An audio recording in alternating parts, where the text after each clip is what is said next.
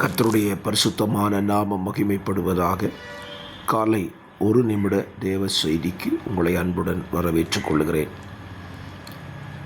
இந்த காலவெளியிலேயும் சங்கீதம் 32:8 நமக்கு இப்படி சொல்லுகிறது: நான் உனக்கு போதித்து நீ நடக்க வேண்டிய வழியை உனக்கு காட்டுவேன், உன்மேல் என் கண்ணை வைத்து உனக்கு ஆலோசனை சொல்லுவேன்.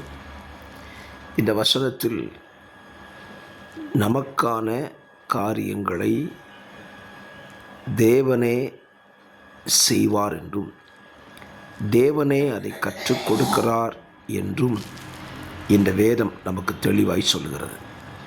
அப்படியானால் நாம் அவருடைய சத்தத்தை தான் கேட்க வேண்டுமே தவிர நாம் நமது விருப்பத்தின்படி நடக்கக்கூடாது என்பதை இந்த வசனம் நமக்கு தெளிவாக சொல்லுகிறது.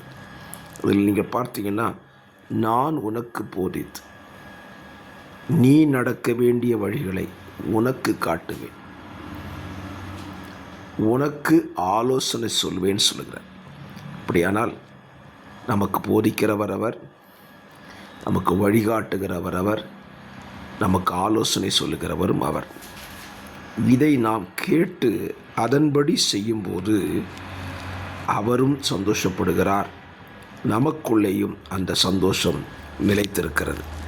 ஆகவே இந்த வார்த்தையின்படி இந்த நாளிலே அவர் சொல்வதை நாம் கேட்போம், அவர் காண்பிக்கிற வழியில் நடப்போம், அவர் ஆலோசனைப்படி செய்வோம்.